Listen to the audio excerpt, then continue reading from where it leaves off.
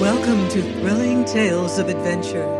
I'm Mardell, and now we return to Black Bartlemy's Treasure by Geoffrey Farnall.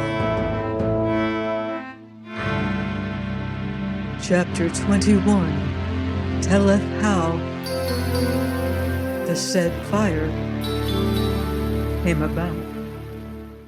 Lord love me, shipmate, here's you to hang at peep a day and a-smilin' in your dreams. What, Adam? Says I, sitting up. In a few short hours, Martin, here will be 90-odd souls earnestly seeking to swing you up to the main yard, and you a slumbering sweet as any innocent babe. Burn me, shipmate. I love you the better for it. What of the fire, Adam? Why, 'twas an excellent fire, Martin, and smoked bravely. What's more, it served its divers purposes whilst it lasted. Is it out then, Adam? This 2 hours? And what might you mean by its purposes? Well, mayhap you were one of 'em, Martin. Here's the second time fire hath served you well, you'll mind. How? I cried, starting to my feet. Will you be telling me 'twas you set this fire going? As to the other purpose, shipmate, 'tis yonder. Hark to it. And smiling grimly, Adam held up a sinewy finger, as from somewhere forward rose a confused and dismal wailing. In heaven's name, what's toward now, Adam? The crew are singing, Martin, likewise they dance. Presently they shall fall a-quarrelling, then grow pot-valiant, all in regular and accepted order. Already one poor rogue hath been aft to demand the women of us, d'ye see? To demand the women? Says I in gasping astonishment. Aye, the women, Martin. My Lady Joan and her maid, d'ye see? God's love, Adam, I cried, gripping his arm. And you, what said you to the vile dog? Nowt. I shot him. Is the mutiny broke out then? Not yet, shipmate, but 'tis coming. Aye, 'tis coming, which is very well. And what hath brought things to this pass? Rum, Martin. The fire was in the storeroom, where there's rum a-plenty, d'ye see?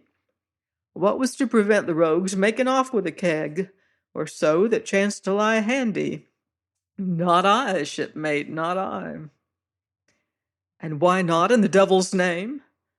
Because, Martin, says Adam, sitting at the table and beginning to set his papers in order, because there's naught like liquor for putting the devil into a man, and of all liquor commend me to rum, with a dash of tobacco or gunpowder, d'ye see? We shall be heaving dead men overboard ere dawn, I judge, and all along of this same rum, Martin. Black mutiny, murder, and sudden death, shipmate. And more's the pity, say I. But if Providence seeth fit, why, so be it. Providence, quoth I, scowling down into his impassive face. Dare ye talk of Providence? 'Twas you set this bloody business afoot. Aye, Martin, it was, says he, nodding. As to Providence, look ye now. If you can ape Providence to your own ends, which is vengeance and bloody murder, I can do as much for mine, which is to save the lives of such as stand true to me in the ship, not to mention the women. There's Tressady skulking below, and I have but contrived that the mutiny should come in my time rather than his and theirs. As it is, we are prepared. 15 stout lads lie in the roundhouse below, with musketoon and fusee, and every gun and swivel that will bear, falconet and paterero, aim to sweep the waste when they rush, as rush they will, Martin, when the drink hath maddened 'em properly. And having maddened them with your hellish decoctions, you'll shoot the poor rogues down? Aye, Martin, I will so, lest peradventure they shoot me. Then besides, shipmate, what of the women? I have the Lady Joan and her maid to think on. 'Twould be an ill fate theirs in the hands of yon filthy rabblement. Hark to 'em yonder, hark what they sing. For a while I could hear naught but a clamor of fierce shouts and hallooing. Then little by little this wild hoarse tumult rose and swelled to a fierce chant. Some that swam in rum to kingdom come, full many a lusty fellow, and since they're sped all stark and dead, They're flaming now in hello, so cheerily, oh, hey, cheerily, oh, they're burning down in hello. Do you hear it, Martin? Do you hear it? Shoot the poor rogues, do you say? Sink me, but I will so, if fortune be so kind. Yonder's short shrift and quick dispatch for me, shipmate, and then the women. Think of my Lady Joan writhing in their clutches. Hark ye to the lewd rogues, 'tis women now, hark to 'em. And here again their vile song burst forth with much the same obscenity as I had once heard sung by abnegation Mings in a wood, and the which I will not here transcribe. Well, shipmate, says Adam, glancing up from his papers, last of all, there's yourself. Here's you with a rope in prospect, unless you quit this ship. And yonder, Martin, yonder is the longboat towing astern, all stored and ready, a calm sea and a fair wind. No more of that, says I angrily. But will you dangle in a noose, Martin, when you might be away in the longboat as tows astern of us, and with a fair wind, as I say, and have done, says I, clenching my fists.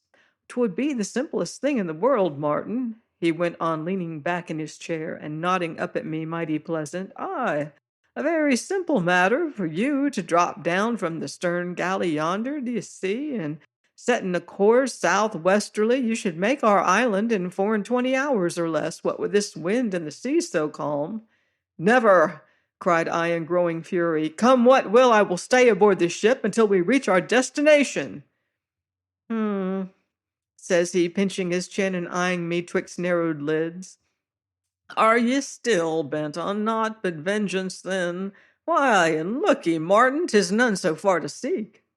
For seeing you may not reach the father, why not smite him through the daughter? She'd make fine sport for our beastly crew. Hark to him roaring, sport for them and a mighty full vengeance for you. The table betwixt us hampered my blow, and then as I strove to come at him, I brought up with the muzzle of his pistol within a foot of my brow. Easy, shipmate, easy, says he, leaning back in his chair but keeping me covered. Damned rogue, I panted. True, he nodded. True, Martin, vengeance is kin to roguery, do you see? If you're for murdering the father, what's to hinder you from giving the proud daughter up to... Steady, Martin, steady it is. Your sudden ways be apt to startle a timid man, and my fingers on the trigger. Look'ee now, shipmate, if your scheme of fine gentlemanly vengeance doth not permit of such methods towards a woman, what's to prevent you going on another track and carrying her with you, safe from all chance of brutality? There's stowage for her in the longboat, which is a stout, roomy craft, now towing astern, stored and victualled, a smooth sea, a fair wind. Harkee, Adam Penfeather, says I, choking with passion, once and for all, I bide on this ship till she brings us up off Hispaniola. But then, Martin, she never will bring up off Hispaniola, not whiles I navigate her. Ha! I cried. Doth my lady know of this? Doth Sir Rupert? Not yet, Martin. Then, by heaven, they shall learn this very hour.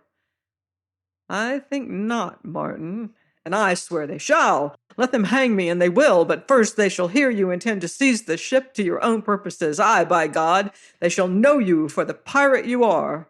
Now, as I turned and strode for the door, I heard the sudden scrape of Adam's chair behind me, and whirling about, saw his pistol a-swinging above my head, felt the vicious, staggering blow, and reeling to the door, sank weakly to my knees, and thence seemed to plunge into a black immensity, and knew no more. Please join me next week for more action on the high seas, on thrilling tales of adventure.